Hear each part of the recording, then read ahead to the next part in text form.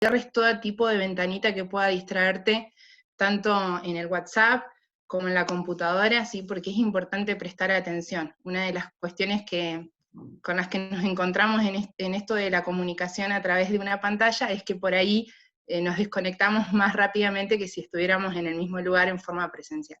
Entonces, eso va a ayudar a que podamos enfocarnos y prestar atención. Tenés ahora un minuto, minuto y medio para ir al baño si necesitas y volver rápidamente, ¿sí? Procurá tener cerquita la yerba, el agua, el mate, todo para estar tranquilo y poder estar escuchando sin moverte demasiado. Nosotros silenciamos, ya lo dijimos esto, los micrófonos. Al ingreso esto es únicamente para lograr una mejor comunicación, no es que no los queremos escuchar, todo lo contrario, porque los escuchamos y los queremos seguir escuchando, es que generamos este tipo de espacio, ¿sí? Si hay preguntas o comentarios que surgen en el medio de alguna exposición, te pedimos que me envíes un privado a mí, ¿sí? Un mensaje privado, no lo pongas en el chat general, envíame un mensaje privado con la pregunta, y ahí vamos a estar gestionándola para el momento de la pregunta, ¿sí? La idea es que tengamos 3 bloques, y los bloques estén divididos en 2, la exposición y las preguntas. Y lo vamos a hacer de esa manera para mantener el orden y sobre todo valorar el tiempo, ¿sí? Esto es simplemente lo que te queríamos sugerir. Podés preguntar tranquilamente, quizás no vamos a alcanzar a resolver todas las inquietudes por cuestión también de tiempo, pero seguramente que puedan quedar para otro tipo de espacio o para seguir trabajando. Solo eso, te agradecemos nuevamente desde GEBA y te proponemos que sea un tiempo de aprendizaje y sobre todas las cosas de impartición. Bueno, muchas gracias, Cele, gracias a todos los que están presentes acá en esta capacitación, sobre todo gracias a los invitados, a Verónica Genovese, a Susana Odera y a Matea Gutowski. Los 3 son psicólogos cristianos y bueno, valoramos mucho el esfuerzo de estar presentes con nosotros. Es un verdadero placer para nosotros contar con ustedes. Y bueno, esta capacitación, como las anteriores, surgió un poco de las inquietudes que los líderes juveniles del país tenían. Y bueno, tenemos muchísimas expectativas, creemos que esto va a ser muy interesante y muy jugoso para poder adquirir herramientas y poder trabajar con la gente que, bueno, en este tiempo realmente tenemos gente que la está pasando muy mal. Por eso creemos en la importancia de los consejos que vamos a trabajar acá. Como decía Celeste, todas las preguntas que tengan se las pasan en el chat de Zoom por privado a Celeste, no lo pongan en el grupo, ni me lo pasen a mí, se lo pasan a Celeste, y después de cada exposición vamos a estar dándole respuesta a esas preguntas. ¿Les parece que oremos? ¿Sí? ¿Son cristianos ustedes? Bien, buenísimo. Yo también. Vamos a orar. Señor, gracias por este espacio que nos brindás. Estamos felices porque creemos que este tipo de cosas nos ayudan a capitalizar este tiempo que vivimos. Queremos aprovechar al máximo esta capacitación y declaramos que somos buena tierra para lo que vos querés sembrar en nosotros. En el nombre de Jesús, amén. Bueno, amados, vamos a arrancar el primer bloque con la psicóloga Verónica Genovese. Verónica, todo tuyo. Chicos, buenas tardes. Saludarlos de tantos lugares del país, de otros países. Y bueno, vamos a hablar este ratito en primer lugar acerca de la ansiedad. Seguramente escucharon muchos de ustedes a personas diciendo que padecían de ansiedad, o quizás algunos también de nosotros padeciéndolo en distintos momentos.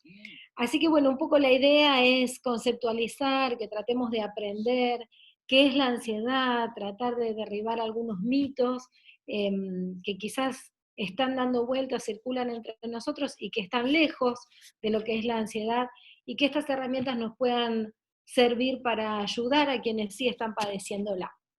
Así que bueno, en primer lugar, les propongo que podamos ir a la definición de lo que es la ansiedad, y esta dice que es una sensación displacentera y anticipatoria de que algo negativo y molesto puede ocurrir. Y acá hay unas cuantas palabras clave que me gustaría que nos detengamos un ratito y podamos descifrar cada una de ellas. Esto de esta sensación displacentera. Todos sabemos que, bueno, cuando estamos atravesando por momentos de ansiedad, hay displacer. No es algo por lo cual uno disfruta, no la pasamos bien cuando estamos sintiendo ansiedad, pero quisiera que pudiéramos también reparar en estas otras palabras que siguen la definición, porque algunas personas confunden ansiedad con nerviosismo, ¿sí? Con otras cuestiones que se asocian a la ansiedad, pero que no necesariamente son la ansiedad. Decíamos entonces que esta sensación que produce displacer... Verónica, perdón, Verónica, se ves que con tu dedo estás tocando un micrófono porque se siente un ruido medio raro. Fíjate si tienes algo que estés tocando con un micrófono, como un micrófono. No. Ok, bueno, seguimos. Tengan Bueno. todos el silenciado el micrófono. Seguimos, Vero. Bueno. Decíamos entonces que esta sensación que es displacentera también es anticipatoria. ¿Y qué decimos con anticipatoria? La ansiedad siempre se anticipa. La ansiedad vive en el futuro. Esta sensación displacentera es por algo que todavía no sucedió, que en mis pensamientos estoy anticipando situaciones que van a ocurrir. ¿Y de qué tipo yo pienso que van a ser esas situaciones? Negativas y molestas, como decía también la definición. Siempre es algo que mi mente imagina de manera catastrófica, de manera negativa, algo que va a pasar, que va a ser malo, que va a ser molesto, que para mí va a ser un peligro, para mí o para las personas que tengo a mi alrededor. Puede ser que circunstancias puntuales, puede ser que esté relacionado con algo que me haya pasado o no. La ansiedad, si tuviéramos que resumir esta definición, a mí me gusta decir que es una preocupación persistente. La ansiedad es preocupación, un pensamiento de preocupación persistente y que puede estar relacionado, como les decía, a situaciones, a personas, a mi propia valoración como persona, a mi rendimiento. Y entonces es ahí cuando la ansiedad se va a depositar en distintas áreas de mi vida, y es cuando, por ejemplo, pueden aparecer por esta preocupación persistente fobias, ¿sí? Miedos exagerados, pero de vuelta insistimos en que son anticipatorios, que son negativos y muchas veces de cosas que nunca van a suceder. Pero bueno, el tema de los miedos los vamos a hablar dentro de un ratito en una sección aparte. En principio, entonces, la ansiedad es esto, para que nosotros tengamos presente.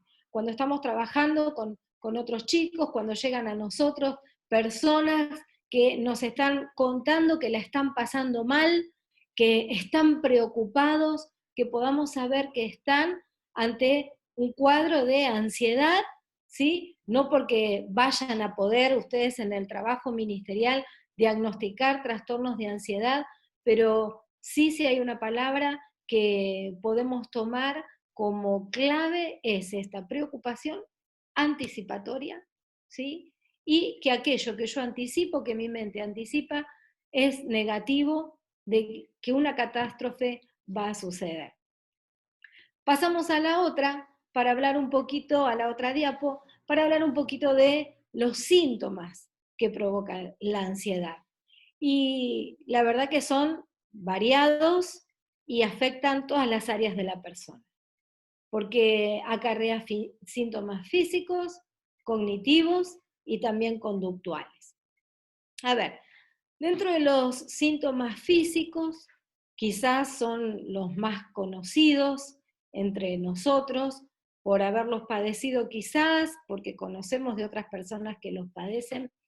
Podemos mencionar, por ejemplo, la taquicardia. Cuando volvamos de vuelta al principio, tengo una preocupación excesiva de que algo malo va a suceder. Es decir, cuando estoy experimentando ansiedad, aparecen en mi cuerpo, se desencadenan síntomas físicos. Taquicardia, sensación de ahogo o falta de aire. Parece que me voy a ahogar, que no voy a poder llegar a respirar. Temblor en las manos, también puede ser temblor en todo el cuerpo. Sudoración fría, ese sudor que aparece en el cuerpo o en las manos. Sensaciones de escalofrío, sin necesariamente tener frío en ese momento. Malestar o ingestión estomacal. Pueden aparecer también desmayos. Estos son todos los síntomas físicos que se desencadenan por un índice alto de ansiedad. Cuando aparecen varios de estos síntomas físicos, es lo que se diagnostica como ataque de pánico, ¿sí? Que seguramente muchos de ustedes habrán oído hablar de esto, porque bueno, lamentablemente muchas personas lo padecen hoy en día. Los ataques de pánico no es ni más ni menos que la unión de unos cuantos de estos síntomas físicos que decíamos productos de la ansiedad. Pero bueno, no solamente quedan circunscritos estos síntomas a nuestro físico, a nuestro cuerpo, sino que también aparecen síntomas cognitivos. Y con síntomas cognitivos me refiero a pensamientos, ¿sí? Pensamientos que se disparan a raíz de la ansiedad. Estos pensamientos tienen que ver con un peligro inminente, miedo a morir, miedo que me ocurra lo peor, tanto a mí como a otras personas, y todos pensamientos que están relacionados a catástrofe, a sucesos que van a terminar conmigo o con mi situación. Y los síntomas conductuales que acarrea la ansiedad pueden ser tan variados como personas estén padeciendo por este padecimiento justamente, ¿no? Puede ser llanto, puede ser tirarme en la cama, a no querer hablar con nadie, aislarme, caminar de un lado para el otro, comerme las uñas, comer en exceso, gritar, discutir, pelearme con alguien. Bueno, conductas también, por supuesto, negativas que son desencadenadas justamente por la ansiedad.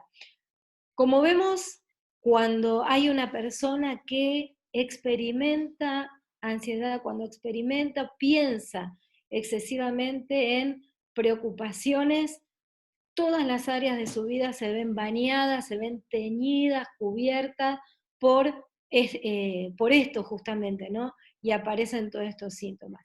Seguramente te habrá tocado o te va a tocar en tu ministerio, especialmente en este tiempo de cuarentena, que si la persona ya tenía una inclinación a ser ansiosa, puede, si no hace un buen trabajo de filtro y de gestión con sus pensamientos, experimentar un nivel mucho más alto de ansiedad, pueden aparecer todas estas cosas.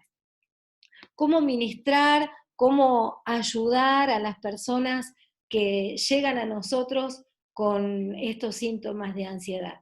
Quisiera dejarles uno de los versículos, ahí está en la plaquita. Siempre tenemos, por supuesto, lo sabemos nosotros, en la palabra de Dios, consejo para todas las situaciones de la vida, para todas las emociones que experimentamos. El Señor siempre tiene una palabra. Filipenses 4:6 dice, no se preocupen por nada, más bien, en toda ocasión, con oración y ruego, presenten sus peticiones a Dios y denle gracias. Y la paz de Dios, que sobrepasa todo entendimiento, cuidará sus corazones y sus pensamientos en Cristo Jesús. Y no es este solamente el único versículo que tenemos en la Biblia que habla acerca de esto y que nos anima a que no nos preocupemos. Pero bueno, este es un buen consejo para hablar, para darle a las personas que tienen una manera de pensar que los lleva a preocuparse excesivamente por todo. Que poder guiarlas a que delimiten aquello que les preocupa, porque muchas veces lo que produce la ansiedad también es un estado como de embotamiento mental. Entonces la persona no tiene bien en claro qué le preocupa.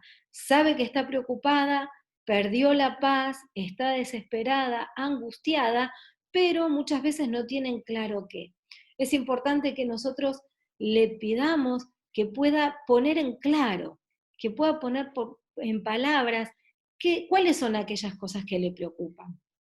Si su preocupación tiene que ver con su salud, con el trabajo, con la economía, con algún vínculo cercano, que pueda delimitar su preocupación. ¿Para qué? Para poder ponerse en marcha con algunas pautas, con un plan de acción para trabajar con eso.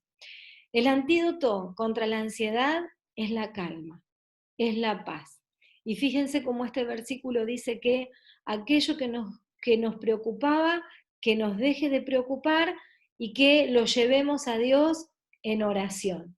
Y que no nos quedemos solamente con la oración pidiendo, sino dice dando gracias también, abriendo acá una puerta en nuestra mente a la posibilidad de que Dios está obrando, aumentar nuestra fe, fortalecerla, también dar gracias, que no sea solamente la petición por aquello que a la persona le preocupa, que empiece a dar gracias de antemano.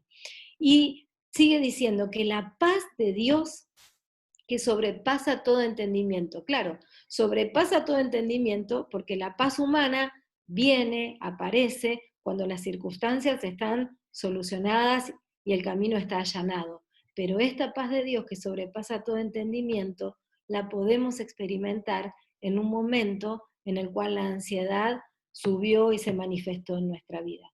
Y dice que esa paz va a cuidar los corazones y los pensamientos. Qué importante que las personas que experimentan ansiedad puedan empezar a experimentar la paz de Dios, puedan encontrarse con Jesús como su paz. Acá es importantísimo nuestra intervención para que ellos puedan reemplazar esa paz, esa ansiedad con esa paz que Jesús ofrece. Conductualmente y cuestiones con las cuales los podamos ayudar, ustedes los puedan ayudar desde sus ministerios, como les decía, bueno, desde lo espiritual, con la palabra de Dios, con todos los versículos que hablan acerca de que no vale la pena preocuparse. ¿Se acuerdan cuando Jesús decía, por más que el hombre se preocupe, podrá añadir a su vida un día o a su estatura algunos centímetros? En realidad, con las preocupaciones no solucionamos los problemas. No, los temas que están ahí en nuestra cabeza, quitándonos la paz, no se van. Entonces, bueno, desde lo espiritual esto, podemos aconsejarlos a que puedan concentrarse en aquellas cosas que sí tienen, en aquellas cosas con las que cuentan, en que puedan trabajar con su cuerpo también, puedan aprender a relajarse, a respirar de manera profunda, tratar de controlar su respiración para que pueda volver su cuerpo a funcionar más equilibradamente y así desaparezcan estos síntomas físicos tan molestos. Para pasar al otro tema, que está totalmente relacionado, que es el miedo, y por qué el miedo relacionado con la ansiedad. Porque se dice que la ansiedad es la madre de todos los miedos, porque esta preocupación tan persistente justamente lo que nos hace experimentar es temor. ¿Y qué es el miedo? Es una emoción de angustia provocada por la percepción de un peligro real o imaginario. El miedo y la angustia también van de la mano. ¿Y por qué se provoca el miedo? Justamente por esta percepción de que hay un peligro. Ahora, este peligro puede ser real o puede ser imaginario. Y acá también es importante que nosotros tengamos esto en cuenta para poder ayudar y poder ministrar a aquellos que llegan a nosotros. Hay personas que las caracteriza el temor, que son personas sumamente temerosas. Pero muchas veces esos temores que se experimentan y que empiezan a ocupar lugar en la mente son por peligros imaginarios, por cuestiones que no sucedieron. Y ¿saben qué? La mayoría nunca van a suceder, pero sin embargo están ahí, en la mente, ocupando un lugar. ¿Y qué es lo que provoca el miedo? Bueno, hay cosas que disminuyen y hay cosas que aumentan cuando experimentamos temor. Lo que disminuye es la confianza en uno mismo, por supuesto. Uno cuando deja que el miedo se apodere de su mente, de su corazón, disminuye la confianza que quizás tenía en sí mismo para resolver problemas, para poder afrontar ese peligro que supuestamente está ahí al acecho. Disminuye también la autoestima.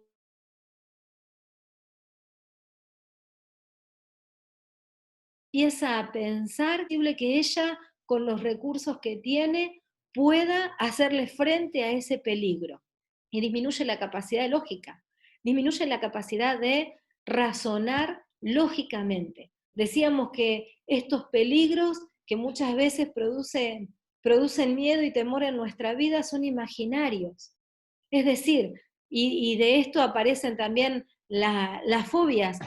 Hay personas que le desencadenan temores o fobias por objetos inanimados que no representan en realidad, en la vida real y lógicamente, peligro alguno, sean botones, sean lapiceras, y sin embargo hay personas que desarrollan fobias y temores persistentes en relación a estos objetos. Entonces, qué importante saber que cuando una persona está absorbida por el temor, absorbida por un miedo, perdió la capacidad de pensar lógicamente, y es ahí donde necesita que nosotros la acompañemos a poner nuevamente en orden su manera de pensar. ¿Qué es lo que aumenta cuando se apodera de nosotros el temor? El estado de alerta.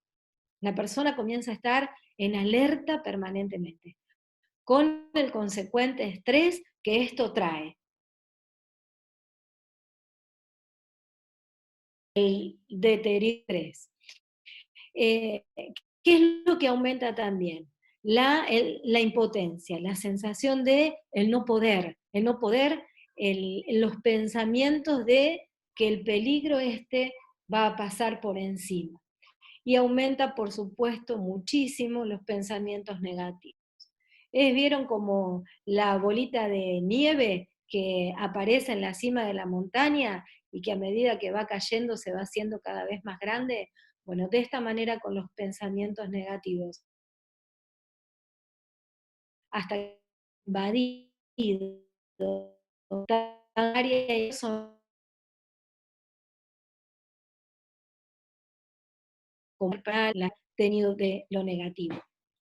Importante entonces para que podamos ministrar y ayudar a las personas temerosas y que bueno, en este tiempo están dando vuelta muchísimos temores, es poder diferenciar el mundo real del mundo imaginario, ¿sí? Y bueno, acá vamos a pensar un ejemplo basándonos en este virus que está al acecho en el coronavirus.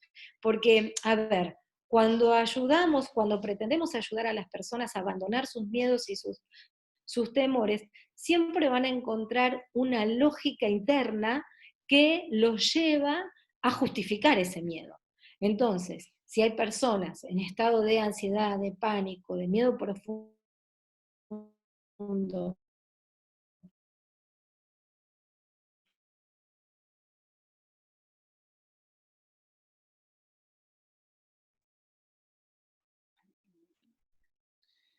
Parece que te perdimos.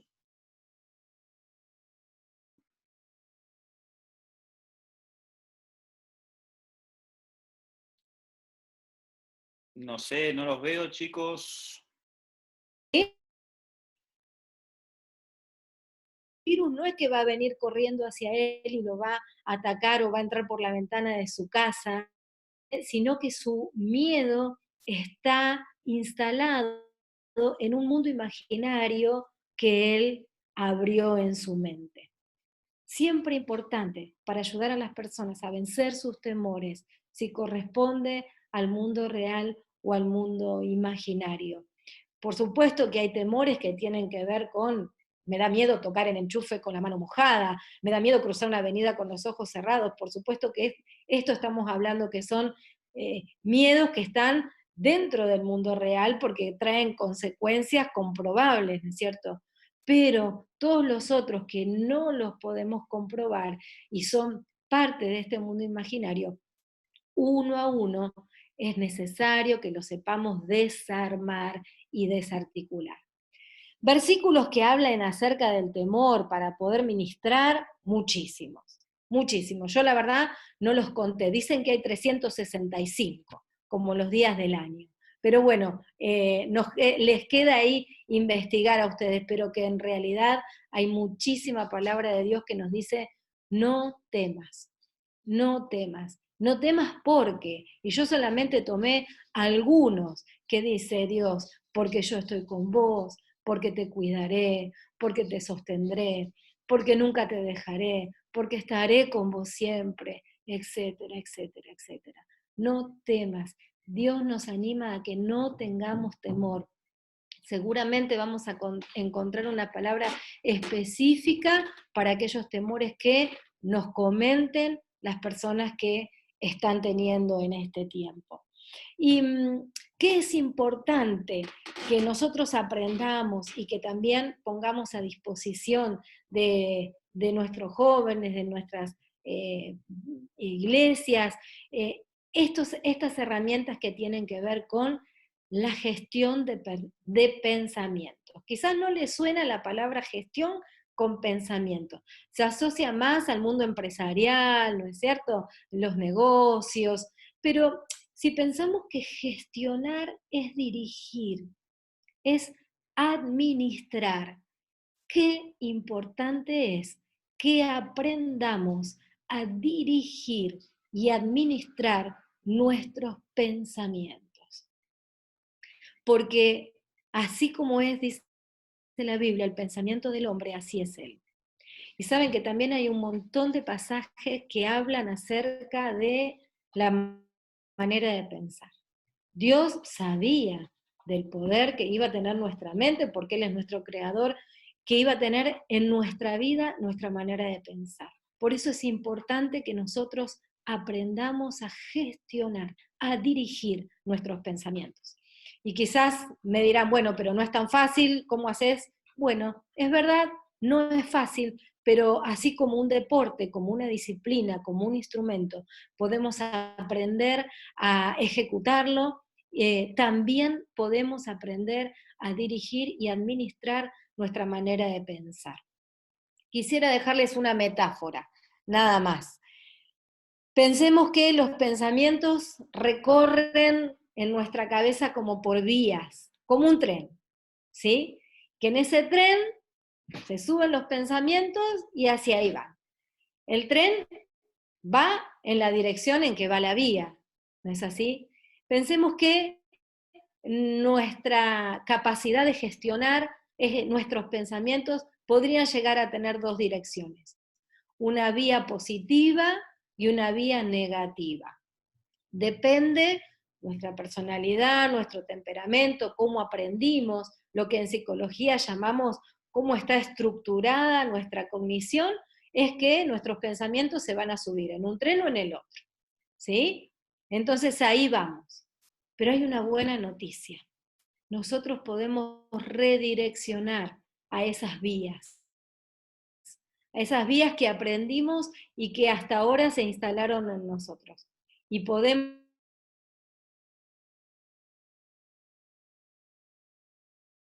costumbre ir sobre la vía negativa, podemos hacer que ésta se empalme, que cambie el sentido y redireccionarlo a la vía positiva.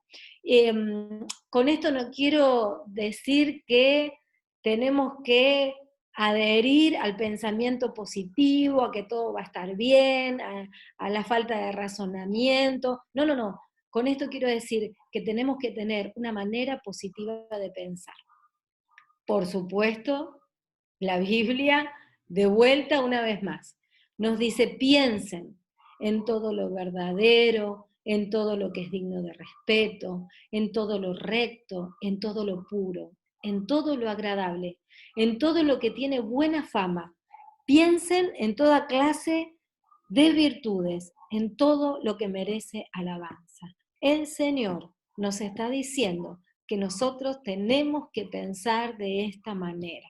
¿Ven que es posible? Es posible gestionar nuestros pensamientos, dirigirlos.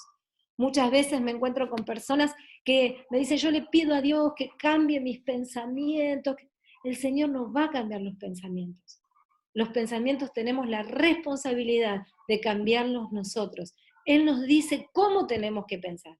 Él nos da las instrucciones, como en todas las otras áreas de nuestra vida. Nos dice: de esta manera piensen. Y así nosotros tenemos que esforzarnos. Y si vemos que nuestros pensamientos se subieron al tren equivocado, cambiarlos de vía, cambiarlos de sentido y tener la manera de pensar que la palabra del Señor nos dice que Jesús tuvo. Y por último, importante, acerca de el control emocional. Y ahí vemos 3 circulitos: la P es de pensamientos, la E de emociones y la C de conducta. Pensamientos, emociones y conducta. Hay una interrelación directa entre lo que nosotros pensamos, lo que nosotros sentimos y lo que hacemos. Qué importante que podamos tener bajo control nuestras emociones. Y quizás también estén pensando: no, pero esto es imposible, lo que sentís, lo sentís. Bueno, ¿sabés que lo que sentís lo podés modificar de acuerdo a lo que vos pienses,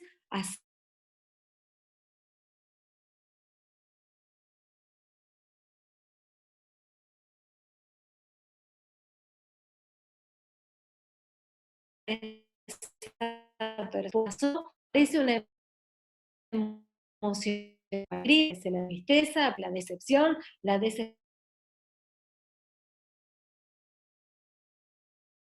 emociones que podemos experimentar. ¿Qué nos pasa?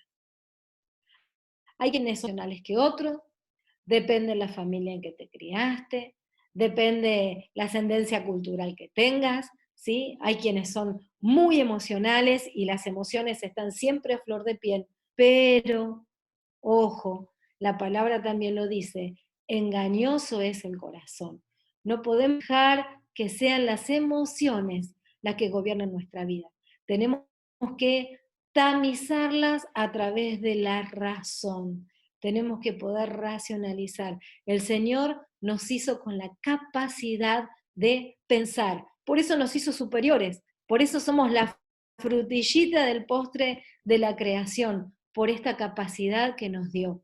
Así que también es a través de la razón y del buen pensar que podemos controlar aquellas cosas que sentimos y no quedar a merced de las emociones negativas. Bueno, creo que corrí, no sé cómo vamos con el tiempo, hasta acá lo que tenía preparado para compartirles. Espero que haya sido claro, que les haya sido útil, que hayan podido tomar algunos tips y algunas herramientas para poder bendecir y ministrar a aquellos que lleguen a cada uno de ustedes en este tiempo. Gracias, Verónica. Déjame agregar un pasaje que a mí me encanta, sumado a esto que tiene que ver con el control de los pensamientos. Uh-huh. En Romanos 12:2, en la versión NTV, dice que dejemos que Dios nos transforme en personas nuevas al cambiarnos la manera de pensar.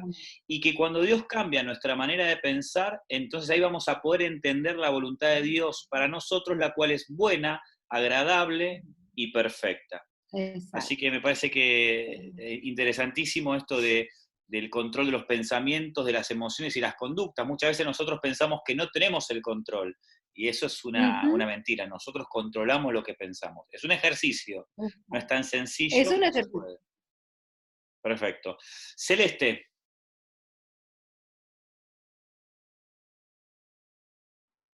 Celeste Calvo, ¿estás?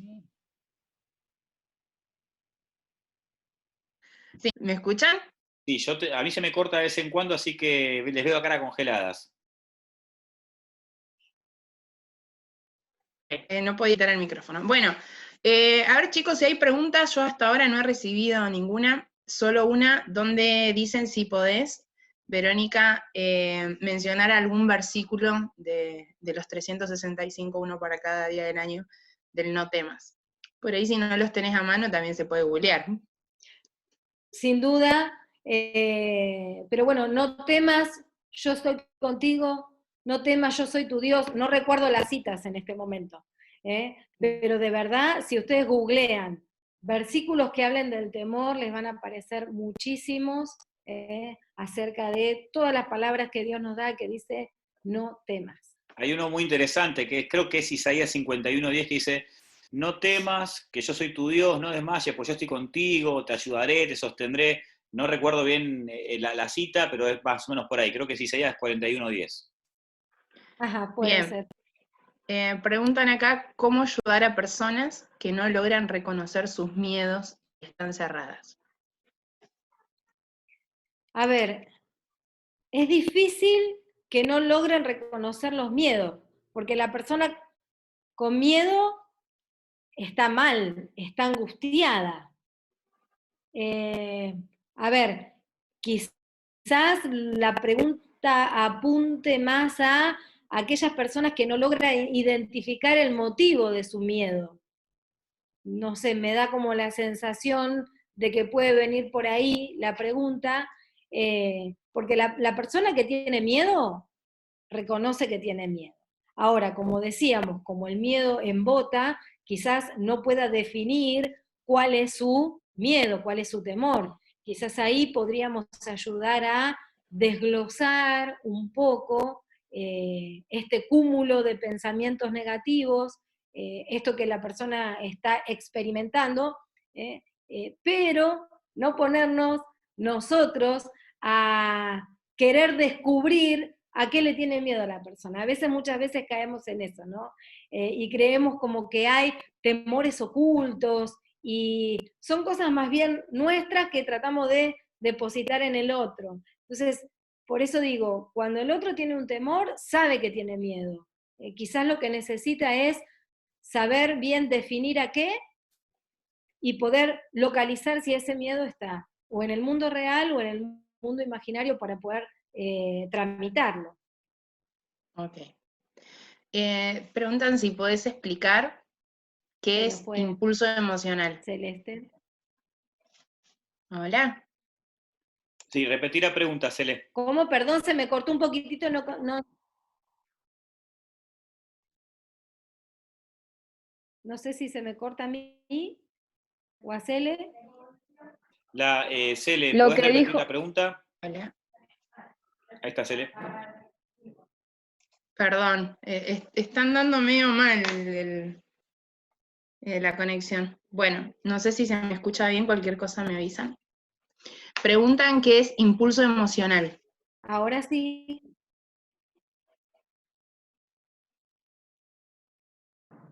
Conceptualmente, impulso emocional podría ser que es un impulso, ¿sí? Y si tuviéramos que unir las dos palabras, que ya les digo, conceptualmente no está definido, entiendo que se refiere a dejarnos llevar por nuestras emociones.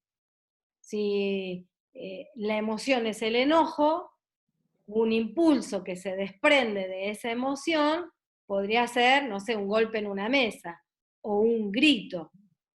Quizás a esto se refieren cuando están preguntando acerca de impulso emocional, no controlar la emoción que estoy experimentando y que eso desencadene automáticamente en una conducta. ¿Cuántos síntomas debería tener alguien para saber si es un ataque de pánico? Y si es ataque de pánico, ¿qué sugerimos? más de 5 de estos síntomas que mencionábamos, 6 podríamos decir que estamos en presencia de un ataque de pánico. ¿Qué hacemos cuando una persona está con ataque de pánico?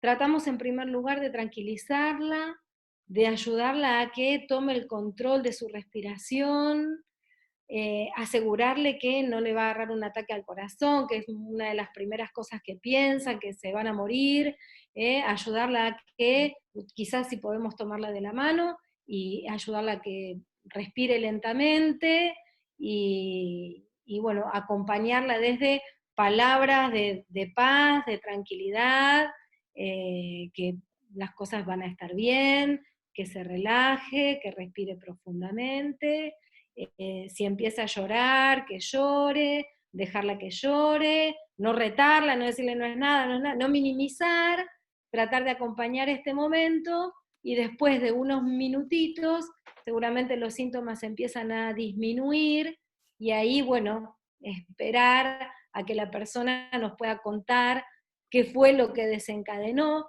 A veces no es que sucedió algo puntualmente, previo al ataque de pánico, en el mundo material y circundante, pero sí en su cabeza estuvo pensando y estuvo preocupada por determinada cuestión, que fue tan grande esa bola de nieve, ¿se acuerdan que decíamos de los pensamientos negativos, que desencadenó en un ataque de pánico? Ok, bueno, Vero, muchas gracias. Acá producción me está diciendo que luego vamos a tener quizás otra instancia de preguntas. Chicos, gracias también. Lo que podemos hacer para facilitar este espacio que sigue a continuación de la licenciada Susana Odera, es que vayan enviando las preguntas antes, ¿sí? Como para poder gestionarlas de otra manera. Gracias. Bueno, muchas gracias Celeste, gracias Verónica.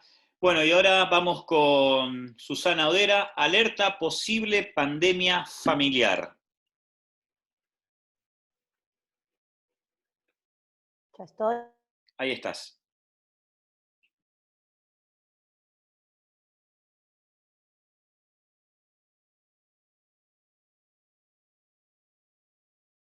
Y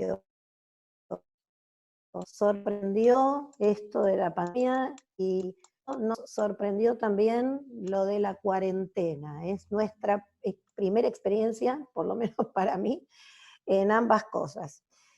¿Y por qué habría una posibilidad de pandemia, jugando con las palabras familiar? Porque la familia es un sistema. Ahí seguimos con la plaquita que hay. La familia es un sistema donde todos estamos interrelacionados con todos. Y lo que hace uno afecta al otro.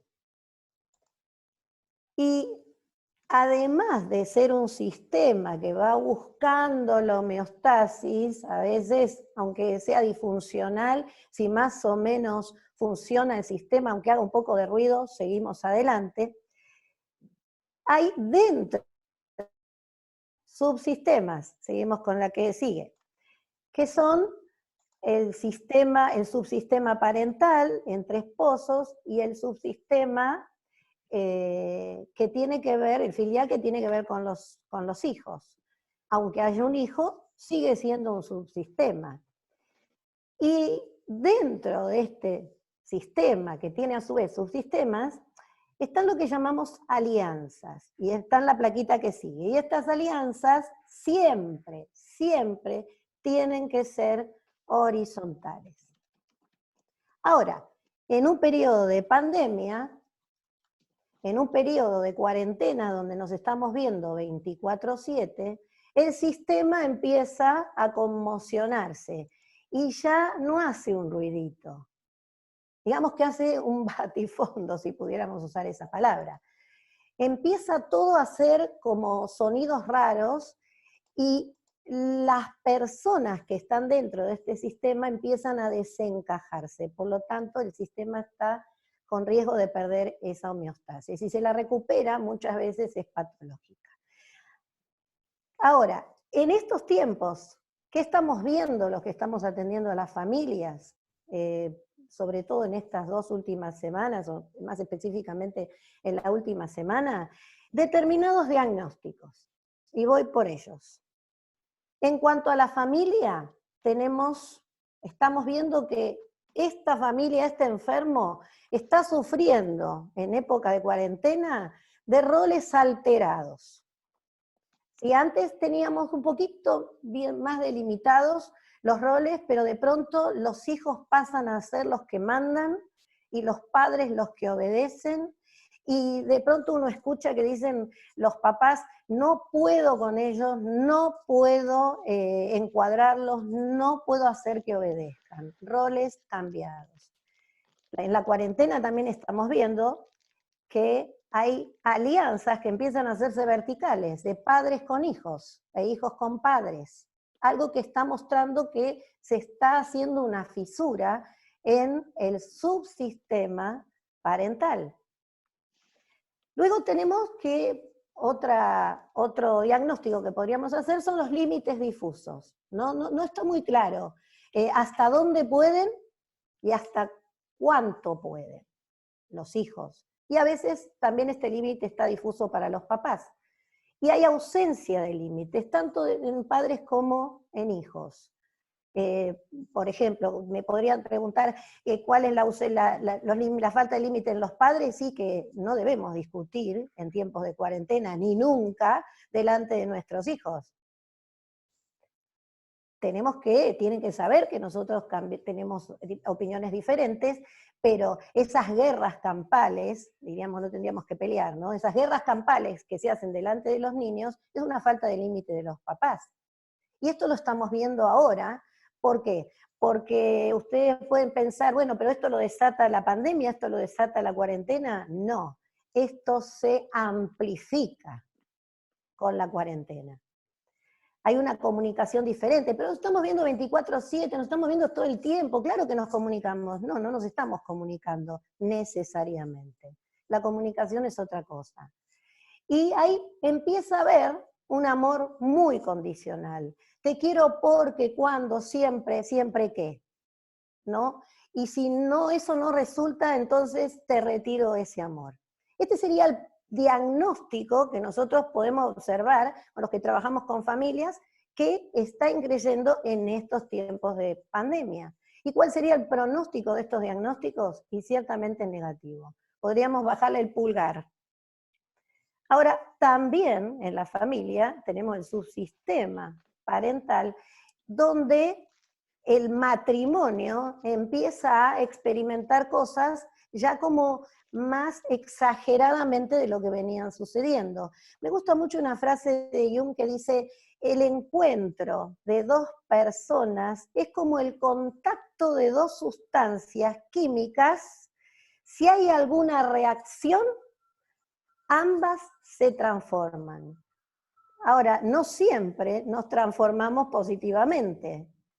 Entonces, si uno viera hoy, en estos tiempos, yo les decía la semana pasada en un grupo en el que también estaba Celeste, les decía, estos son tiempos en los que las parejas están tremendas, y les pido a todas, que no son ni 2, ni 3, ni 4, ni 10, que por favor saquen la banderita blanca. No es momento para hacer nada, y plantean divorciarse. Parejas preciosas, de preciosos hombres y mujeres de Dios, están planteando en estos días separarse para terminar el divorcio. A lo que les digo lo que siempre digo, que cuando uno está confundido, cuando uno está muy enojado, cuando uno está muy feliz, no tiene que tomar decisiones, y mucho menos en época de pandemia. Entonces, podíamos diagnosticar a la pareja como tensión, le diagnosticamos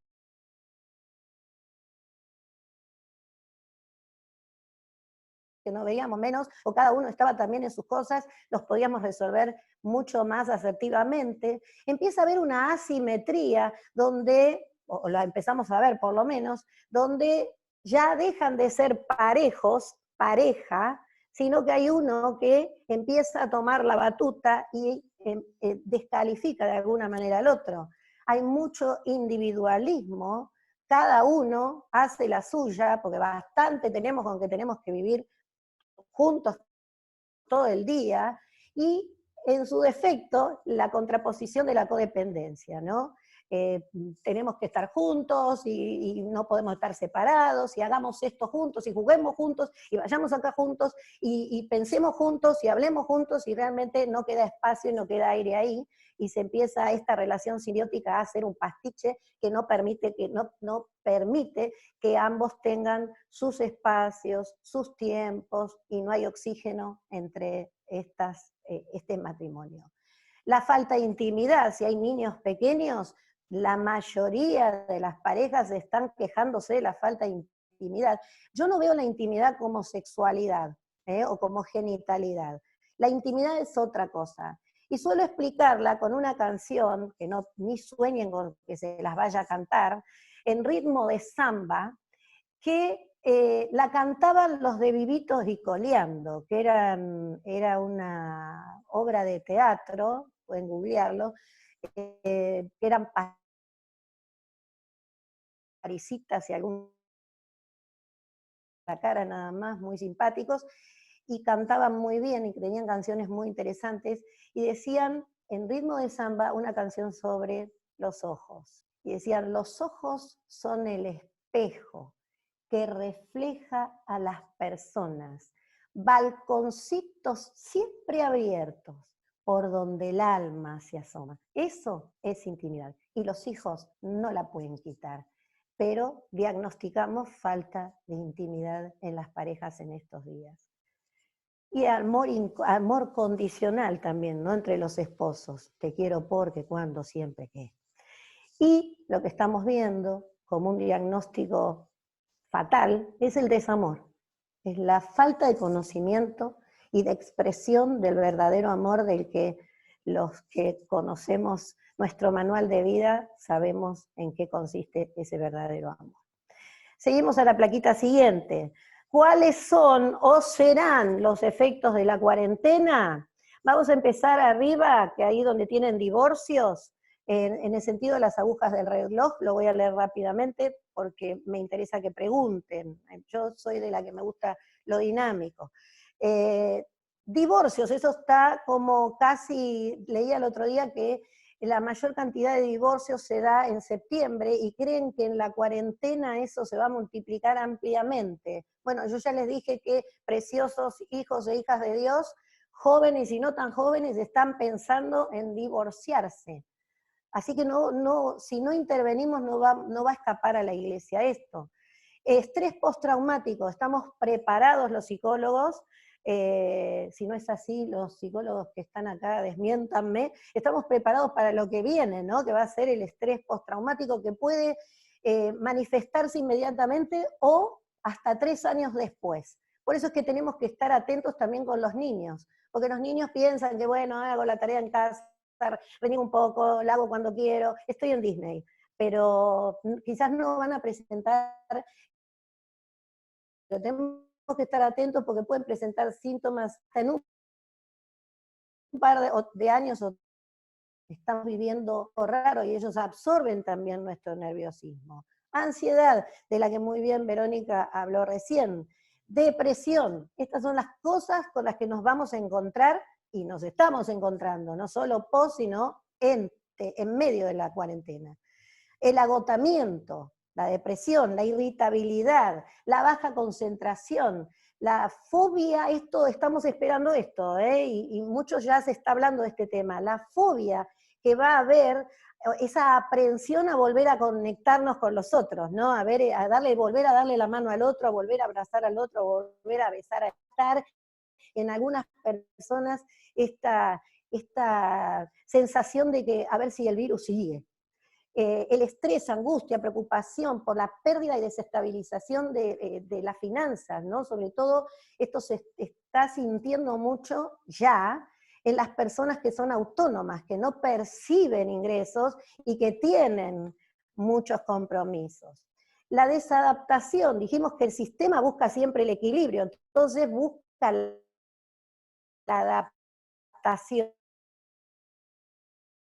pero esta cuarentena, este estar todos juntos, este que los límites, empieza a ser el de se desencaja, no me salía la palabra, se desencaja el sistema y se desadapta. Entonces empieza a haber un desequilibrio, esa falta de homeostasis, y está previsto, ya estamos teniendo casos, de que van a haber muchas adicciones. Por eso que no pudieron tramitar o no pudimos tramitar en esta cuarentena. Esto es lo que se está viendo ya y lo que vamos a ver. Así que ahí venimos los líderes para los primeros auxilios. En el después, ustedes tienen que tener en cuenta que vamos a tener que acompañar a la readaptación, a que el sistema vuelva de vuelta. Así que como líderes van a ir a contarles, estamos hartos y queremos, y van a esperar que ustedes los habiliten a que se separen.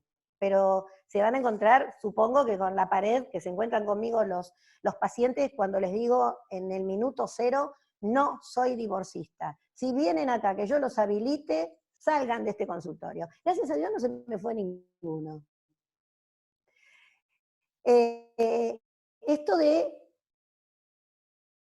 ¿no? A la pared tenemos que encajar nuevamente. A los niños hay que ponerlos en caja de vuelta, volver a reformular. Si hay que poner 100 veces reglas o decálogos, como decíamos el otro día, Celeste, si hay que poner decálogos en la ladera y se pondrán, hay que encajar nuevamente y hacer encajar nuevamente, ¿no? Saber que este tiempo va a demandar lo mejor de nosotros como líderes, pero también lo mejor de las personas para volver a reestructurar esto que en muchos casos va a encontrarse con un derrumbe, no con algo que se movió un poco, ¿sí? O se desencajó, sino con un derrumbe.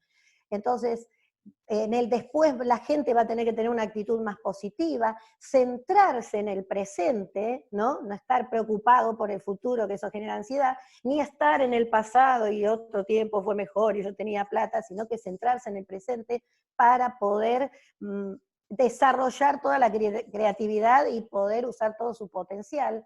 Recordar lo positivo de esta cuarentena, o sea, ¿cuál será la razón de esta cuarentena para mí, para nosotros, para nuestra familia, para nuestro matrimonio? Y juntos, como familia y como esposos, encontrar el verdadero sentido de esta pandemia, de esta cuarentena para nosotros. Seguramente hay un mensaje. Y Víctor Frank decía, la vida nunca se vuelve insoportable por las circunstancias, sino por la falta de significado y propósito. Y a los que amamos a Dios, ese propósito sale del corazón de Dios, es en Dios y para Dios. Y eso no lo tenemos que perder de vista. Seguimos con la plaquita que sigue. Y ahora sí, ¿qué hacemos desde el liderazgo con la familia? Bueno, yo trabajé 30 años con familias en riesgo en las villas de Capital y Gran Buenos Aires, con abuso infantil, así que, y violencia intrafamiliar, así que estoy muy cansada de curar. Y creo mucho más y aliento mucho más a la prevención. Entonces yo podría hablarles, que después les voy a hacer unos pequeños tips, sobre lo que tienen que hacer después de la cuarentena, después de esta pandemia, pero me gustaría decirles cómo podemos prevenir todo esto que se viene, actuando hoy como prevención en medio de la cuarentena, y bendigo a los líderes que están haciendo estas capacitaciones, a la gran cantidad de programas que hay, alentando a la gente, ayudando a la gente a que no se caiga, ¿no? A darles una palabra de fe, porque eso es prevención. Entonces, ¿cómo podemos prevenir? Hagamos programas para la familia, escuela para padres, que funciona mucho eso, ¿eh? Yo le digo a los papás, miren, ningún niño nació con un manual, y dijo, hola mami, y le dio el manual. Y si así hubiese sido, también nos equivocaríamos, porque no son lavadoras que, yo no sé ustedes, pero yo programo mi lavadora y le pongo ropa delicada 47 minutos y suena una musiquita y ya la puedo colgar. Eso no es un hijo. Entonces, escuela para padres, para ver cómo podemos lidiar con los niños y cómo poder hacer para que los niños nos aguanten a nosotros también, ¿eh? Pero no somos ningunos santitos. Actividades para niños, espacios de reflexión y tips para actividades familiares que tengan que ver siempre con esto de la unión familiar, de cómo volver a esos valores, recordar los valores familiares, recordar esas reglas familiares para poder llegar al fin de la cuarentena lo menos desintegrados posible. Ahora, con respecto a la pareja, seguimos con la prevención. La escucha activa, ¿qué es esto? Yo he tenido la oportunidad en este tiempo de atender a mucha gente que en sus primeros auxilios, ¿no? Que están desesperados, que hay gente que no conozco en muchos casos, y me dicen que están en crisis y ahí vamos para ayudarlos. Y créanme que yo hablo casi nada. Eso ya es un milagro, ¿no es cierto, Celeste? Aunque no me crean, yo en mi casa soy muda. Digo, me toma mucho escucharlos, ¿no? En muchos casos ha sido 15 minutos, no más, de escucha. Intervienen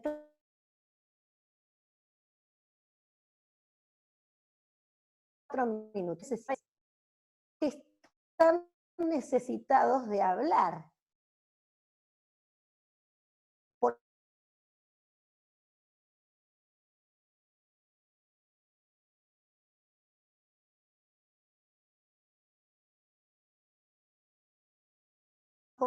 Sino que escuchemos, y eso ya es sanar. Programas para hombres, que siempre me preguntan por qué no hay tantos programas para hombres, y siempre son todos los programas como para las mujeres, como si las mujeres estuviéramos falladas, ¿no? Bueno, eso no sé, no lo podría explicar. Programas para mujeres, programas para hombres y mujeres juntos, para las parejas, y específicamente y especialmente este acompañamiento silencioso y qué necesitas de mí, y muchas veces van a decir, no, te quiero contar. Ahora bien, la intervención post-cuarentena, que vamos a hacer después, cuando terminemos esta cuarentena. Lo primero que tenemos que hacer es, si tuviera que reducirlo en una palabra, sería animar o alentar, cualquiera de las dos. ¿Y a qué? Afianzar la fe. Porque en estos días, uno puede decir, bueno, pero nosotros somos personas de fe, ¿y qué tiene que ver eso?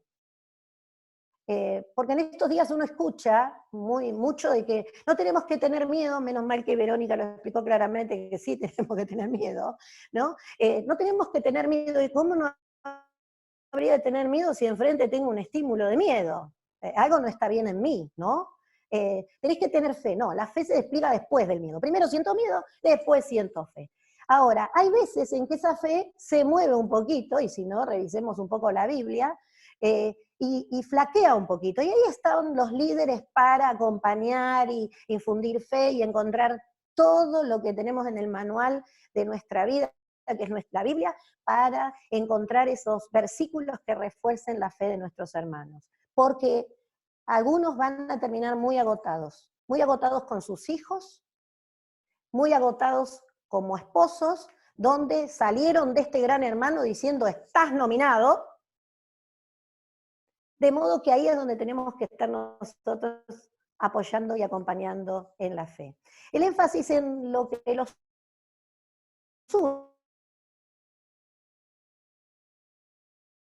une como familia, énfasis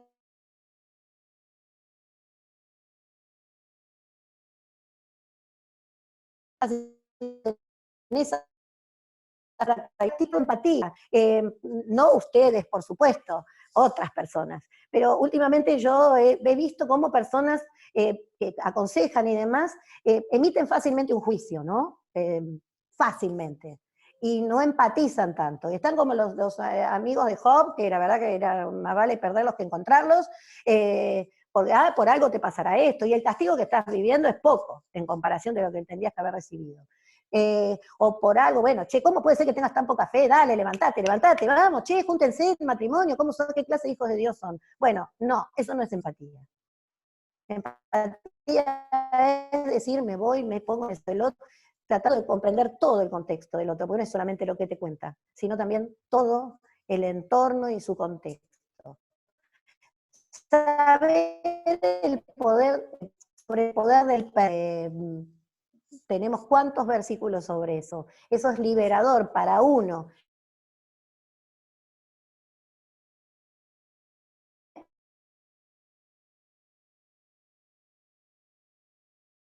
En un favor abierto.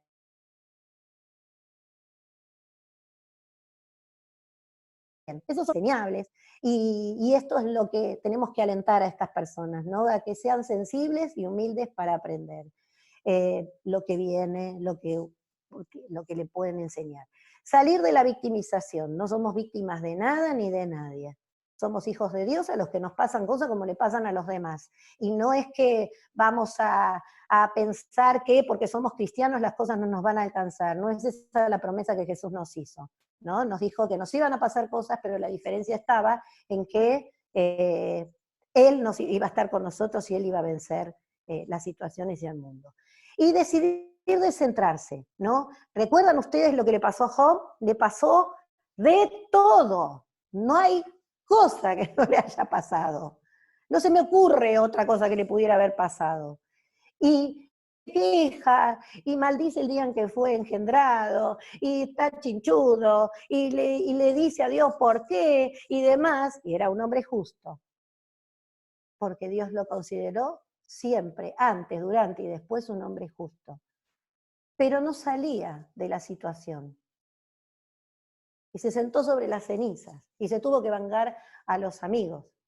Cuando Dios le da a Job el doble de lo que había perdido, cuando Job dejó de mirar su ombligo.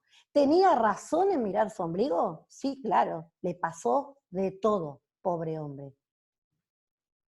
Pero cuando vos mirás tu situación, no podés mirar ni hacia arriba ni a los costados. Seguramente muchos están pasando cosas terribles, pero es el momento en que los líderes tienen que enseñar, primero tenemos que aprender nosotros, a que no importa la situación hostil, no importa el dolor que estés pasando, no importa lo negro del huracán o la tormenta, tenemos que levantar el mentón, descentrarnos, dejar de ver el ombligo, salir de nuestro centro para bendecir a otros. De esto se trata el mundo del revés. Vieron que en el mundo natural para tener hay que retener, en el mundo del revés es para tener tengo que dar. Y cuando Job se descentró, ahí recién Dios le dio el doble de lo que había perdido. Este es el enfoque y esta es la intervención que los líderes tienen que estar haciendo. Y piensen, por último quiero dejarles esta frase de Viktor Frankl, que ustedes saben que él fue prisionero en los campos de concentración, y dijo, las fuerzas que escapan a tu control pueden quitarte todo lo que posees, excepto una cosa, tu libertad de elegir cómo vas a responder a la situación. Y acá los líderes tienen una gran tareita, ¿no? Y es que prepararlos y desafiarlos para que ellos puedan responder a esta situación con los lentes, con los anteojos de la fe. Dios los bendiga. Muchas gracias, Susana. Bueno, hasta ahora venimos bárbaro. A mí se me corta un poco la conexión, se ve que tengo un poco inestable hoy la conexión a internet, así que ténganme paciencia por si a veces tardo un poco en pasar las placas. Celeste, ¿estás por ahí con alguna pregunta? Estoy acá vamos a hacer 3 o 4 preguntas nada más, ¿sí? Yo doy fe de todo lo que dijo la licenciada Odera, de que habla poco, de que escucha un montón, y es re importante que tenga un testigo en la sala. Vamos con la consulta. ¿Cuáles serían los síntomas o conductas que se enmarcarían en el estrés postraumático? Bien, En realidad es un poco de todo, porque en el estrés postraumático, no quiero darles la parte técnica, porque no es lo que ustedes los tienen que ocupar, ni tienen que estar preocupados por eso lo vamos a diagnosticar los psicólogos, pero sí hay extrema ansiedad, ¿no? Hay mucha sintomatología de la ansiedad de la que habló Verónica, y hay una preocupación constante, pero es mucho más complejo que esto que les estoy diciendo. Seguramente cuando ustedes vean estas sensaciones de que la persona no puede salir y está muy angustiada y está muy nerviosa y está muy preocupada todo el tiempo y ven que está desestabilizada, consulten con algún psicólogo de cerquita y pueden aconsejarles a la persona que consulte a un profesional. Pregunta, ya que nombró a los niños, hay una niña de 4 años que viene hace 2 días diciendo que tiene ganas de llorar, que está triste. Sus papás decidieron llevarlo a lo de sus primos, ya que ella no tiene hermanitos. ¿Qué hacer? Bueno, eso no sé si recomendaría eso, porque como lo primero que quiero decirles es que hay que habilitar tanto los líderes a las personas que están acompañando, como los papás a los niños, hay que habilitar a sentir la emoción. Primero tienen que averiguar, primero tienen que habilitar a que llore, a que se llore todo. Bueno, llora, yo te abrazo mientras llorás. Y en ese abrazar, ir preguntando, ¿y qué sentís? ¿Y qué te parece? ¿Y qué estás pensando? Y ir averiguando y llevándolo para tener información de por qué quiere llorar. Porque quizás está viendo a sus papás preocupados y eso le da inseguridad, y si la sacás de la casa es peor. Porque la está sacando de un ambiente seguro, porque va a jugar con el primito, la primita un ratito, pero no va a estar en el ámbito seguro que es el nido donde están papá y mamá. Entonces hay que averiguar, habilitar a que sienta, y si está enojado no lo reprima, no te enojes, no podés gritar, o no, dejen, porque estos no son tiempos para reprimir. No, yo no, me parece que ningún tiempo es para reprimir la emoción. ¿Vieron que a los chicos le dicen, no tengas miedo? ¿Por qué no va a tener miedo? No te enojes, sí, que se enoje. Después les enseñamos a gestionar todo eso. Pero habría que averiguar por qué tiene ganas de llorar, antes de que se vaya de casa, porque eso puede empeorar su cuadro. ¿Qué hacer cuando es alguien de la familia que mira su... Perdón. ¿Qué bomba acabó de tirar recién? Por favor, repetí lo último. ¿Qué de todo? No, lo último que dijiste antes de que se vayan, porque pasa muy seguido, que ¿por qué? ¿Qué fue lo que pasó si le di todo? ¿No? Sí, por eso, a ver, yo en la escuela para padres siempre le digo a los papás, nos vamos a equivocar, pero está bueno la pregunta, porque a veces en el afán de remediar, ayudar, acompañar, porque nadie está discutiendo que los padres están queriendo hacerlo mejor, pero no siempre querer hacerlo mejor hace que uno haga lo mejor. Entonces, en el afán de generar que no se sienta angustiado y demás, quizás es peor el remedio que la enfermedad, ¿no? Hay que averiguar si ese sacarla del entorno no va a empeorar su situación. Perdón, ahora sí, Cele. Gracias. Todo porque sos el jefe. ¿Qué hacer cuando es alguien de la familia que mira su ombligo? ¿Cómo hablar sin que se ofendan? Siempre tenemos un ombliguero en la familia. Yo también, yo puedo prestar si quiere alguien. En ese caso, no sé qué quiere, lamento que no pueda estar ida y vuelta, pero no sé qué quiere decir con esto de cómo se puede hablar sin que se ofenda. En época de encierro, hablar sobre ciertas cosas implica a veces grandes huracanes. Hay que ver si la otra persona, que está con ombliguismo, digamos, en ese egocentrismo, está en condiciones de escuchar. Porque a veces el egocéntrico no está en condiciones de escuchar nunca, y en tiempo de cuarentena menos, ¿no? Entonces, si no está en condiciones de escuchar, si del otro lado no va a haber una repercusión conforme a mi necesidad o a mi demanda o a mi expectativa, la idea es en este momento no intervenir. Sí, creo que funciona más, porque creo en esto de que los cambios son a partir de uno cambiar de conducta, y eso va, como es un sistema, va a afectar al otro y va a invitar al otro a cambiar de conducta también. Bien. Última pregunta. ¿Cómo saber cuándo dar el paso al costado y recomendar continuar con la ayuda de un profesional?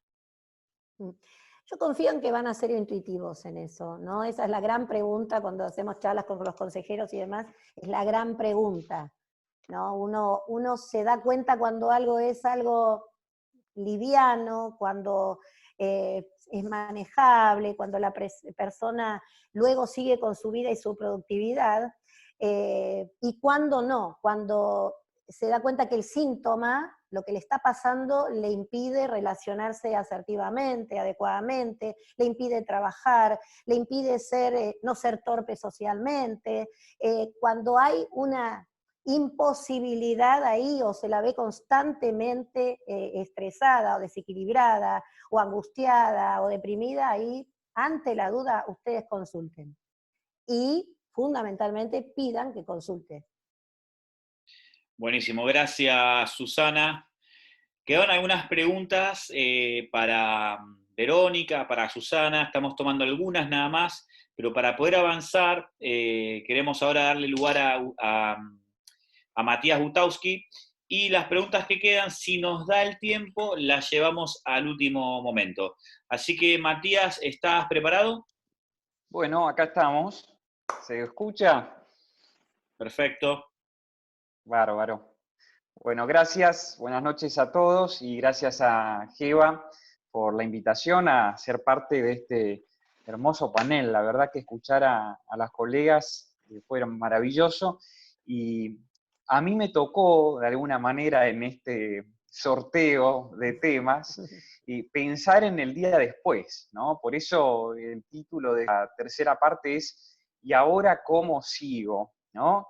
Y me encantó esta imagen, la que ustedes pueden estar revisando allí en la placa, porque en algún sentido creo que todos estamos experimentando algo de estas emociones que ya estuvieron compartiendo las colegas hace un ratito. La ansiedad, la angustia, la incertidumbre, la inseguridad, el miedo, el temor, la desesperación, son todas emociones, todos sentimientos que, bueno, son característicos de una etapa por la que todos estamos atravesando. Es decir, no podemos negar que estas emociones, no podemos negar que estos sentimientos sean parte de nosotros en este tiempo de cuarentena. ¿Por qué? Porque si alguien todavía no se enteró, nos encontramos en una situación de crisis, sanitaria, en una situación de crisis epidemiológica.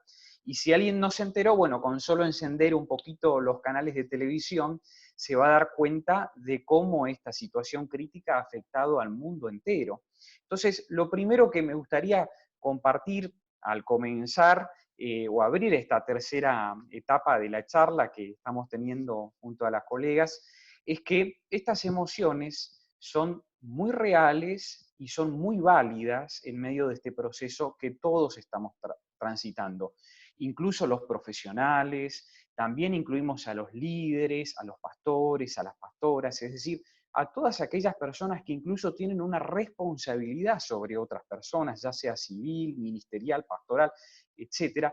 Todos somos susceptibles de poder transitar estas emociones con mayor intensidad en este tiempo de crisis. ¿Por qué? Porque es el contexto, no solamente mundial, sino, en nuestro caso, nacional o en la ciudad de Buenos Aires, y el que todos estamos de alguna manera vivenciando en el interior del país. Hay gente conectada de distintas partes de nuestro país, y eso es maravilloso porque también podemos hacer un feedback en relación a estos temas. Pero si hay algo que tenemos que decir para comenzar, es que esta situación de crisis nos coloca en un lugar donde necesitamos validar estas emociones. No podemos estar esperando que las personas en este momento de cuarentena estén bailando en sus casas. No podemos estar esperando que en este momento de cuarentena las personas estén siendo ultra creativas. No podemos estar esperando que en un momento de cuarentena las personas se estén llevando de lo mejor en sus relaciones de pareja, en las relaciones parentales. No podemos estar esperando un vivir como si nada de esto estuviese aconteciendo. Y yo tengo una preocupación muy grande porque cuando comenzó el periodo de cuarentena, empecé de alguna manera a observar, ¿no? Esto que es para nosotros los psicólogos, la psicóloga es una herramienta de trabajo muy importante, que es la observación. Empecé a observar cómo las personas empezaron a vivir un como si, y muchas siguen viviendo en un como si, es decir, negando la realidad por la que están transitando. Yo creo que después ya de como 40 días, que estamos todos bastante encerrados, no podemos negar más esa realidad. Así como no podemos negar otras problemáticas que se dan al interior de nuestras familias, lo decía muy bien Susana, otras problemáticas que se dan al interior de nuestras personas, de nuestras individualidades, lo explicaba muy bien también Verónica hace un rato, y tampoco podemos negar las problemáticas que van surgiendo en nuestra comunidad. Entiendo que esta es una capacitación para líderes, para pastores, pero también nos están escuchando otras personas y es importante poder reconocer y validar que estas emociones son totalmente normales o esperables para un momento crítico como el que estamos viviendo. Y esto es fundamental, es decir, ya lo dijo Verónica, ya lo dijo Susana, pero quiero ser enfático en esto. Nosotros tenemos la responsabilidad de poder validar este tipo de emociones en un momento tan complejo como el que estamos viviendo. Y si no podemos hacerlo,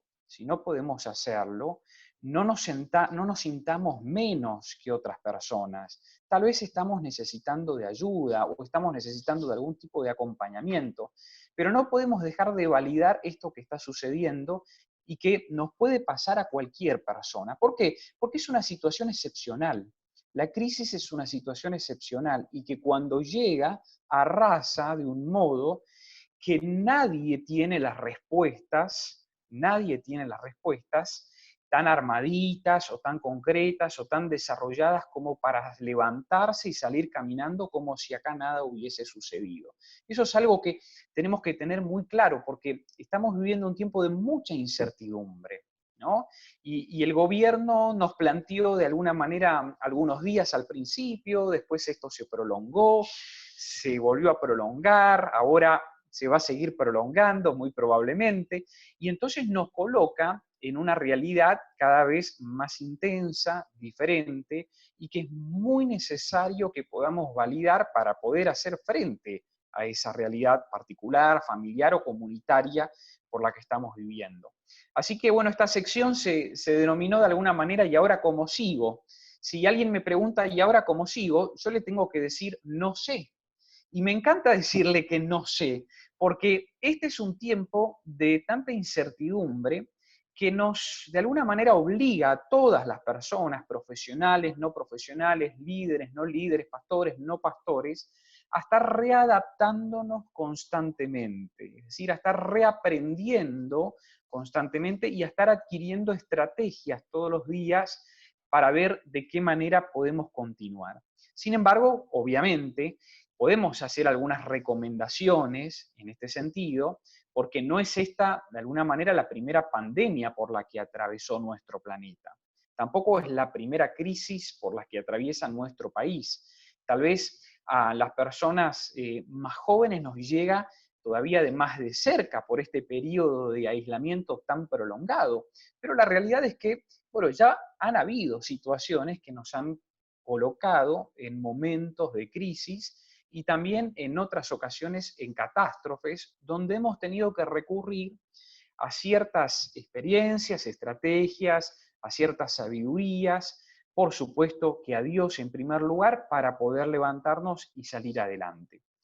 Entonces, en los pocos minutos que tenemos, a mí me gustaría compartir algunas orientaciones realmente muy breves sobre 3 ejes de trabajo que son muy importantes que podamos tener en cuenta en este tiempo. Lo primero es la planificación laboral. La realidad es que no podemos, obviamente, pensar una generalidad en este sentido. Hay muchas personas hoy que se encuentran en una vinculación, en una relación de dependencia y no tienen o no pueden hacer nada desde sus hogares. Hay otras personas que mantienen una relación de dependencia y sus casas se transformaron en una oficina, ¿no? Lo que ya de por sí implica todo un trastorno interno a nivel del trabajo y las dinámicas familiares, porque hay que adaptar los espacios, hay que adaptar los ambientes, y entonces no todo es tan sencillo como poner una webcam, habilitar un micrófono, contratar un servicio de teleconferencia. Hay mucho más que está detrás de esa escena. Entonces la planificación laboral va a ser muy distinta según el caso. Por ejemplo, hay personas, como decía recién la licenciada, que son autónomas o son monotributistas. Y entonces, si no pueden trabajar por este periodo de aislamiento, no pueden generar sus ingresos. Hay personas que son monotributistas y que por sus profesiones no pueden de alguna manera exponerse al trato con las personas porque están a 30, 40 centímetros, por ejemplo, de la boca de sus pacientes, de los ojos, de la nariz, en fin. Cada situación laboral va a presentar alguna particularidad que nosotros vamos a tener que atender como comunidad de fe de acuerdo a cada uno de esos requerimientos. Por supuesto que hay una gran masa de personas también que no está de alguna manera con ningún tipo de previsión social, con ningún tipo de ayuda, no cuenta con ningún trabajo mucho tiempo antes de este periodo de aislamiento, y eso hace que esta situación crítica agrave, potencie o amplifique, como se decía recién, muchas de estas inseguridades, emociones, ansiedades, temores. Es por eso que no podemos poner a todas las personas en la misma bolsa.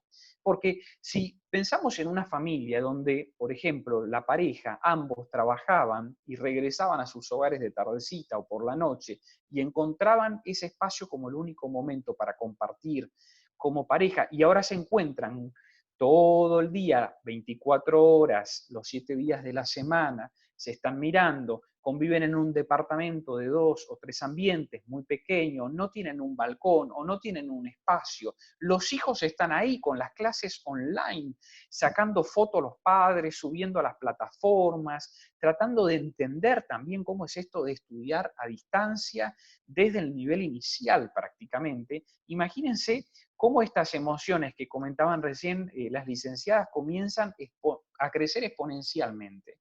Entonces no podemos negar que esto está sucediendo en medio de nosotros. 3 ideas para pensar cómo podemos planificar nuestras cuestiones laborales. Primero, partir de lo real hacia, entre comillas, lo ideal. ¿Con qué cuento yo hoy para poder seguir adelante generando un ingreso, un recurso, para poder sostener de esta manera a mi familia? Bueno, de repente veía estos días en la televisión cómo un bar se convirtió en una verdulería, ¿no? Es decir, hay espacios o consultorios que se transformaron con otras finalidades, ¿no? Tal vez no puedo salir, pero puedo generar algún tipo de ingreso o recurso de otra manera. Bueno, tengo que partir de lo real. Si no tenía una oficina antes para trabajar, bueno, ahora todavía va a ser más complejo, porque ni siquiera puedo salir a pensar en un alquiler o a mirar un alquiler. Tengo que poder partir de lo real, es decir, ¿con qué cuento? ¿Qué tengo en mis manos? Como le preguntaba de alguna manera Jesús a los discípulos y a todos aquellos que le escuchaban, ¿qué tienen en las manos? Bueno, pensemos en lo que tenemos en las manos, y con aquello que hoy tenemos en las manos, cómo podemos generar algún tipo de recursos, algún tipo de ingresos. Tal vez necesitemos pedir ayuda, es decir, necesitemos pedir alguna orientación, tal vez necesitemos hacer una capacitación en este momento de cuarentena. Hay muchísimos cursos, capacitaciones, formas hoy de poder crecer en conocimientos, en habilidades, en competencias para poder llevar adelante un proceso de reclutamiento de fondos, si se quiere, en este tiempo de pandemia. O tal vez para el momento después, ¿no? Es decir, cuando ya pueda salir, cuando la actividad de repente esté exceptuada, y de esa manera pueda desde lo real ir pensando en un camino ascendente. Lo segundo, bueno, en este sentido creo que debemos poder recobrar nuestra confianza. Y digo podemos, no debemos, ¿sí? Porque ya decían recién las colegas que cuando nos estamos obligando a algo en una situación crítica como esta, por lo general terminamos generando o desarrollando lo contrario. Entonces pensemos en lo que podemos a partir de lo que hoy tenemos. Seamos claros, seamos concretos, agarremos una virome, un lápiz, un papel, hagamos una lista. ¿Cuáles son los recursos que tenemos hoy? ¿Cuáles son los recursos de la comunidad? ¿Cómo me puedo contactar tal vez con alguien a partir de todos los medios virtuales que tenemos hoy para poder desarrollar algún ingreso de manera confiada? Y tercero, seamos creativos en este sentido. Decía recién, hay muchas personas que están incluso transformando sus profesiones, hay muchas personas que están transformando sus oficios porque no se están quedando con aquello que aprendieron, no se están quedando con aquello que recibieron incluso de la universidad como una palabra autorizada, están pensando en nuevas formas, nuevas estrategias y lo están haciendo con creatividad, porque es la manera que nos permite un tiempo crítico de poder levantarnos y salir adelante. Lo segundo, ¿qué nos pasa en la organización familiar? ¿O cómo sigue esto, ¿no? En relación a nuestra organización familiar. Bueno, muchas de estas situaciones las estuvo comentando recién la licenciada Odera, pero en relación al trabajo que venimos haciendo en estos días con personas, con individualidades, con familias, con parejas, etcétera, pensaba en la importancia de generar una rutina al interior de nuestros hogares, la importancia de generar espacios, ¿no? Rutinas que estén vinculadas no solamente con los espacios, sino también con los tiempos, y acordar esas rutinas con todos aquellos que integramos el núcleo familiar. Si en casa está papá, mamá, los hijos, bueno, es importante que podamos dedicar un tiempo para acordar cómo vamos a desarrollar esas rutinas. De repente papá debe estar las 8 horas que estaba en su trabajo ahora sentado frente a una pantalla, y mamá las 8 horas que estaba de repente en una clase ahora necesita estar dando teleconferencias, y los hijos al mismo tiempo desarrollando las actividades, escuchando las clases. En fin, esto es una bomba de tiempo si nos ponemos a pensar, y todo esto está de alguna manera como impuesto que debe desarrollarse de forma simultánea. Entonces necesitamos poder acordar quién va a usar la computadora en este momento del día, quién la va a utilizar por la noche, en qué momentos la computadora va a estar dispuesta para la recreación, porque tal vez en casa solamente hay una computadora, quién va a poder utilizar una tablet si es que hay una tablet, cómo podemos disponer los dispositivos como los smartphones, nuestros teléfonos, para poder también hacer algunas tareas o colaborar, trabajar, es decir, cómo podemos adecuarnos a esto que hoy nos está proponiendo este aislamiento obligatorio, social, preventivo, etcétera, etcétera. Necesitamos muchas veces también delimitar los espacios, ¿no? En hogares o en espacios muy pequeños esto se vuelve muy difícil, pero si estamos compartiendo una casa, un hogar de varias habitaciones, poder encontrar esa libertad, ¿no? De tener un espacio para poder desarrollar mi trabajo o la actividad que llevaba adelante en la oficina en un espacio por separado, creo que puede ser muy positivo, puede ser muy bueno. Poder recuperar los espacios compartidos, ¿no? Como la mesa, los espacios del living, ¿no? Todos aquellos lugares donde como familia podemos no solamente invertir, sino también recuperar, y que antes tal vez incluso estaban como un adorno dentro de nuestras casas. De hecho, el otro día compartiendo con la iglesia les decía, estoy muy seguro que la mayoría de nosotros estamos redescubriendo muchos rincones de nuestra casa. Estamos redescubriendo muchos rincones de nuestro hogar, porque ese cuartito que estaba ahí, o esa habitación donde guardábamos un montón de cosas, si es que podíamos, bueno, de repente tal vez se convirtió en una oficina, o se convirtió en un aula, se convirtió en un espacio para poder ayudar a las personas, para pastorear, para liderar, para acompañar, y esto es fundamental. También los horarios. Qué importante es poder pautar en no solamente el día después, sino en el hoy, cómo es que desarrollamos nuestros horarios, cómo es la agenda del día. Uno se levanta a las 12, el otro a las 8, el otro a las 2 de la tarde. Bueno, es fundamental que podamos ordenar nuestros tiempos y, como lo están recomendando la mayoría de los especialistas, aquellas actividades que desarrollábamos de lunes a viernes, podamos continuar sosteniéndolas en una agenda, podamos continuar sosteniéndola en un horario, y aquellas que se correspondían más bien con el disfrute, con la recreación, con el fin de semana, también puedan entrar en este nuevo panorama. Porque la realidad es que estamos hoy dentro de nuestros hogares de lunes a lunes. Y entonces, si no somos nosotros los que pautamos ciertos límites en relación a los espacios y los horarios, muy probablemente nos vamos a encontrar con este crecimiento exponencial de emociones negativas que probablemente deriven en algún tipo de trastorno psicológico, como comentaban recién las compañeras. Y por último, en relación al servicio cristiano, es realmente maravilloso ver cómo nos hemos adaptado en muchos casos a la fuerza, para pensar nuevas formas o nuevas estrategias que nos permitan continuar pastoreando o liderando a las personas que Dios puso en este tiempo en nuestro contexto. Y realmente es curioso, ¿no? Y también es gracioso, porque aquellos que estaban muy negados a la tecnología y durante mucho tiempo, y se hacía un énfasis tan importante, ¿no? En, bueno, que las relaciones no estén mediatizadas por la tecnología, que los vínculos no se pueden mediatizar por las TICs, en fin, todo esto hoy quedó prácticamente echado por tierra, desterrado, porque estamos en una situación crítica.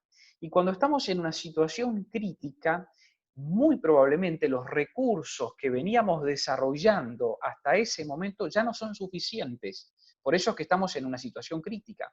Ahora, podemos elegir o decidir, decía Verónica hace un rato, cómo pensar o cómo sentir a partir de esa situación crítica.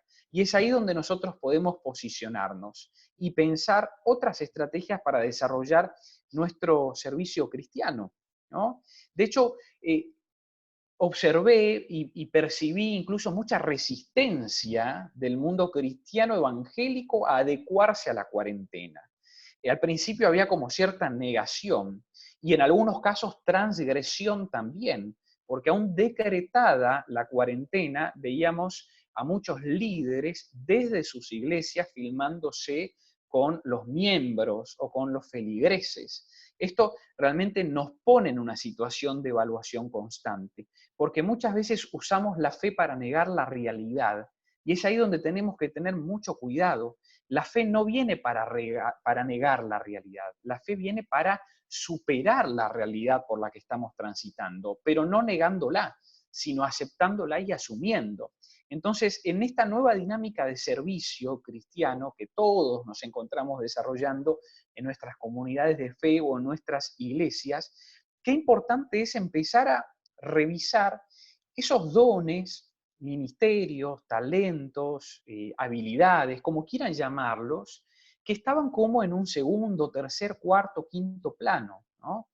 Es decir, hoy todas las personas que servimos al Señor en alguna comunidad de fe necesitamos de alguien que esté capacitado en poder llevar adelante las tecnologías si es que no tenemos el conocimiento para hacerlo.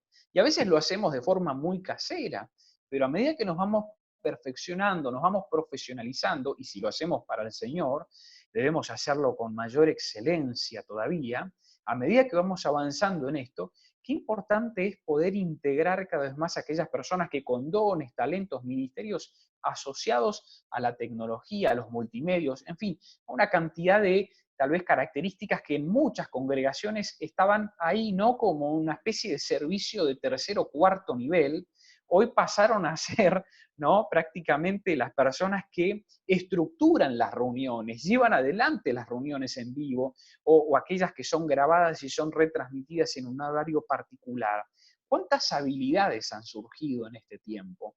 ¿Y cuántos dones o ministerios se están desarrollando a partir de esta situación crítica? Es algo por lo que le tenemos que dar gloria a Dios.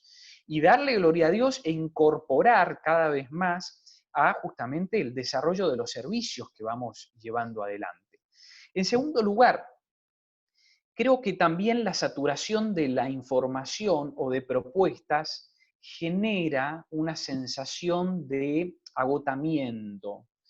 La saturación de propuestas muchas veces nos lleva hasta el aburrimiento, ¿no? Y hoy todos detrás de una pantalla tenemos casi que como un catálogo de ofertas, de reuniones, permítanme usar esa expresión, para poder ingresar, escuchar, oír, participar. Y eso es una bendición. En otro tiempo, si esto sucedía en otra década en nuestro país, la realidad es que tal vez todas estas emociones estarían en otro grado avanzado. ¿Por qué? Porque la iglesia nos permite este sentido de comunidad y la tecnología, ¿no? Y la iglesia asociada nos está permitiendo este sentido de comunidad. Ahora tenemos que tener mucho cuidado, porque los medios nos saturan todo el día, todo el tiempo, las 24 horas, y las noticias no siempre son las mejores. También tenemos la tendencia de desarrollar programas, actividades, cursos, capacitaciones, encuentros de acá, Zoom de allá, donde estamos todo el día de repente involucrados en actividades de otro tipo. Y no es que eso sea algo negativo, tenemos que tener cuidado en cómo lo administramos. ¿Sí? Si yo participo de una pantalla desde las 8 de la mañana hasta las 8 de la noche, como me pasó el otro día, terminé con un dolor en los ojos, que tuve que acostarme, cerrar, no pude cenar. Son cuestiones que nos están colocando a todos en nuevas decisiones, en el cuidado de nuestro cuerpo, en el cuidado de nuestra salud mental, en el cuidado también de nuestra espiritualidad. Pero cuidado, no generemos programas por demás. Las personas ya están siendo bombardeadas todo el tiempo, y si como iglesia todavía lo que hacemos es llenar de WhatsApp los grupos que tenemos, si como iglesia lo que hacemos es desarrollar vivos todos los días, todo el tiempo, y de acuerdo a infinitas necesidades, bueno, una bendición que podamos hacerlo, pero también seamos intencionales y dirigidos, focalizados en las actividades con las que queremos bendecir a través de nuestro servicio cristiano a las personas con las que compartimos la fe. Por último, ya lo dijeron mis compañeras en este panel, si hay algo maravilloso que tenemos todos los que probablemente estamos compartiendo esta reunión en esta noche, es la espiritualidad que nos da el Señor. Y la misión que tenemos hoy para compartir esa espiritualidad es realmente potenciada a partir de los medios. Insisto, muchos veían a una pantalla como algo peligroso. Muchos vieron a las pantallas como en un momento se pensaba del televisor, ¿no? Como el lugar por donde entra prácticamente el demonio a los hogares. No, esa visión ya está superada. Y nos damos cuenta que la crisis nos colocó en la necesidad de superar para muchos esa visión a la fuerza. Otros que ya habían comprendido la utilidad y la fortaleza de sus usos, por supuesto, han desarrollado todavía con mucha más practicidad y con mucha más excelencia alguna de estas capacidades. Nosotros tenemos la responsabilidad de compartir nuestra espiritualidad, y qué bueno es saber que a partir de las TICs, a partir de las herramientas, de las tecnologías de la información, de la comunicación, también podemos hacerlo, porque tenemos mucho para decir, tenemos mucho para compartir. Seamos intencionales, seamos focalizados, participemos a las personas con las que realmente deseamos tener un impacto, aprovechemos esto para efectivamente hacer un pastoreo.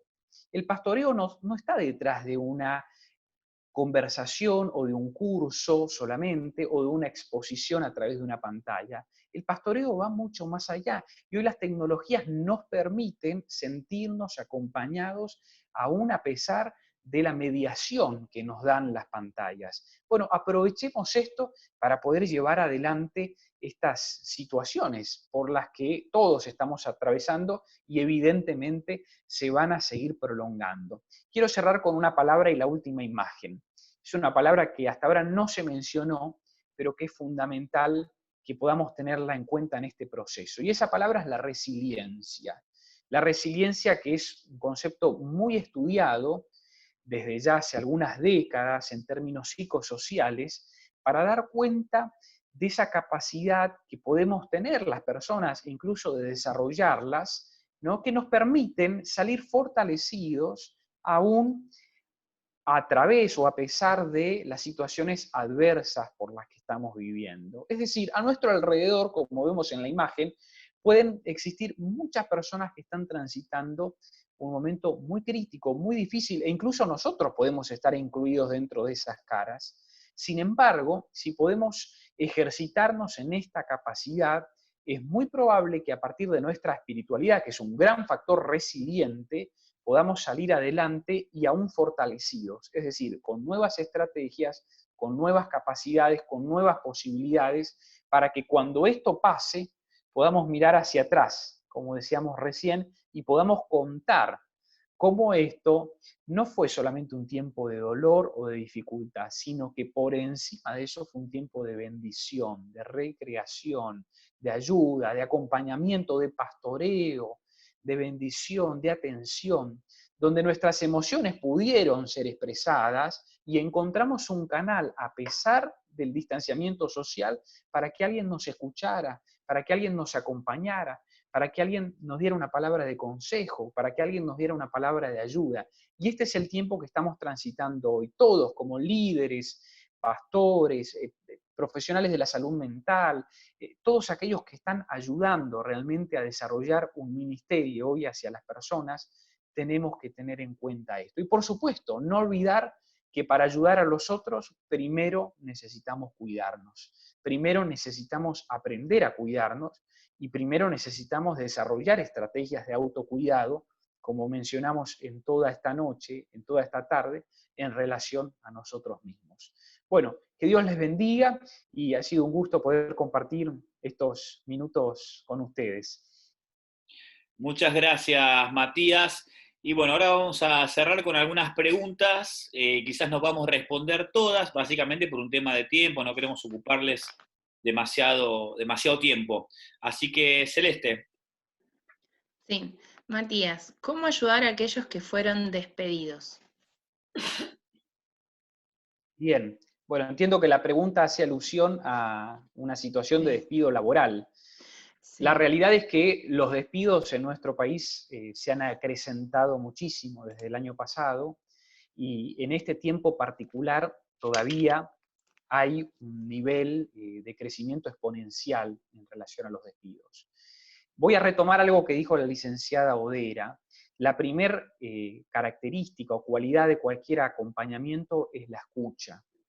La primera característica o cualidad de cualquier acompañamiento o pastoral o ayuda es poder escuchar. Tomémonos un tiempo considerable para escuchar a la persona.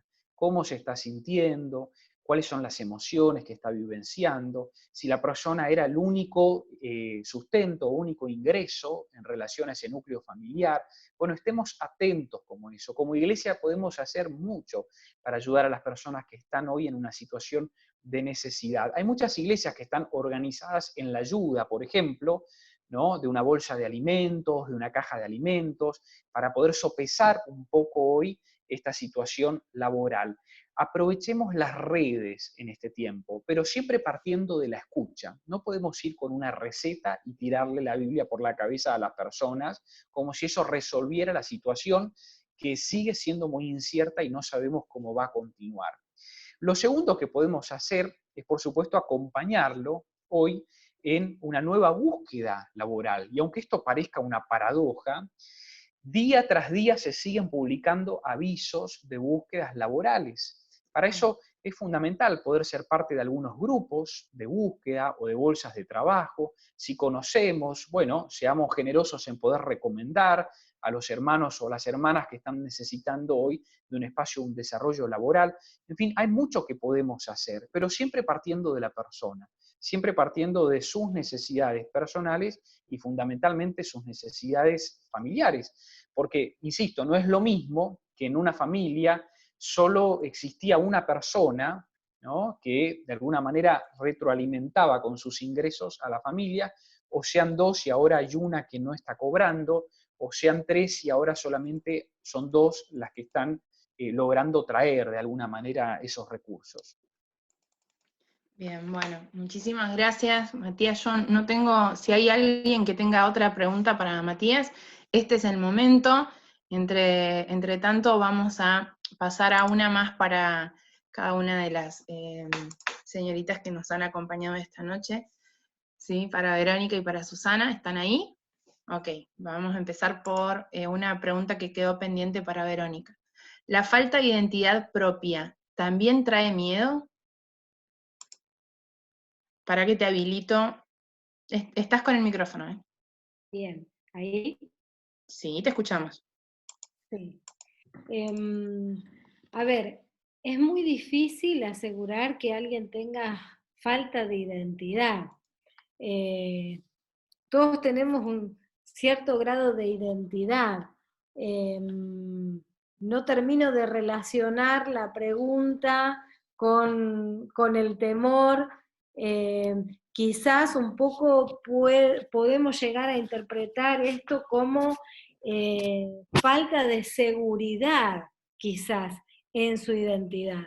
Todas las personas tenemos un autoconcepto. Este autoconcepto puede estar desvalorizado o puede estar bien ajustado, y esto se relaciona, bueno, a la autoestima. Lo que más relacionaría con el temor es la falta de confianza, una identidad debilitada, pero en relación a la autoestima, porque en realidad todos tenemos una identidad, ¿no? No podemos asegurar que a alguien le falte identidad. Quizás una identidad o autoimagen desdibujada, de vuelta insisto, y esto sí relacionado entonces con una falta de confianza y que esto produzca temor para enfrentar desafíos. Por ese lado podríamos decir que podría llegar a ser. Bien, muchas gracias, Verónica. Hay una pregunta acá pendiente para Susi. ¿Qué síntomas podríamos ver como estrés postraumático en los niños? Para que te habilito. Ahí está. Yo no soy muy amante de las etiquetas. No lo llamaría, en este caso, nosotros nos organizamos con nuestro manual de diagnóstico con determinada terminología.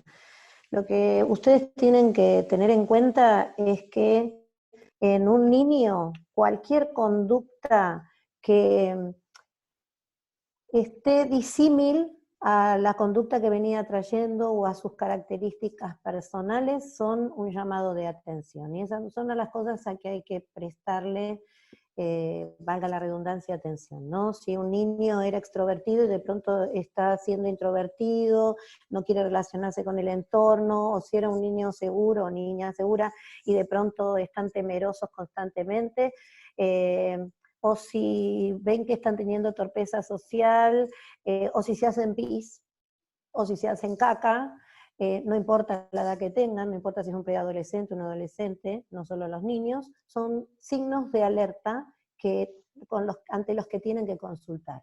No le pongamos un mote, esto yo les explicaba sobre el estrés postraumático, porque mundialmente se está hablando que va a ser una de las cosas con las que vamos a tener que encontrarnos y lidiar los profesionales de la salud mental. Pero ustedes lo que tienen que saber es que si hay algo que va contra natura de cómo es ese niño, ahí es un signo de alerta.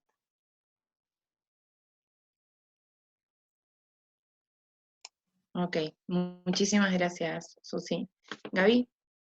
Bueno, estamos listos con las preguntas. Queremos agradecerles a todos la participación, el hecho de haber estado acá, y esperamos que todas estas cosas que se fueron hablando les haya servido no solamente para ayudar a otros, sino también en lo personal, ¿sí? Queremos agradecer a Verónica, a Susana y a Matías que hayan estado con nosotros. Muchísimas gracias por estas 2 horas que nos acompañaron. Y por ahí las últimas palabras de cada uno de ustedes, a modo de despedida, un consejo final que quieran dejar.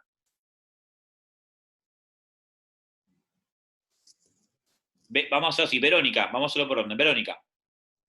No nos animábamos a romper el hielo.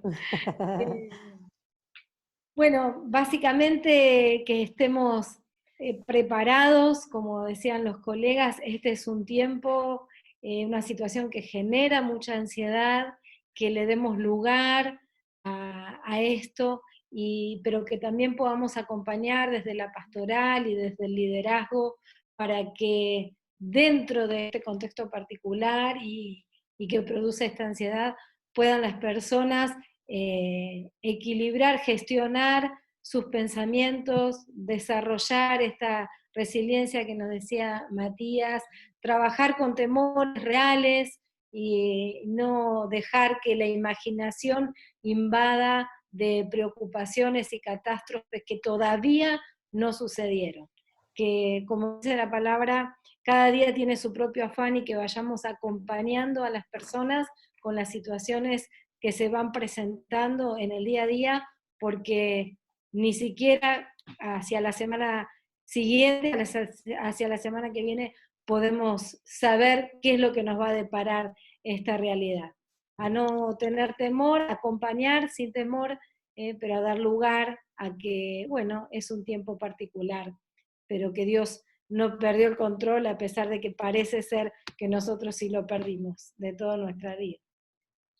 Gracias, Verónica. Susana, últimas palabras. Séneca decía que no hay mayor causa de llanto que no poder llorar.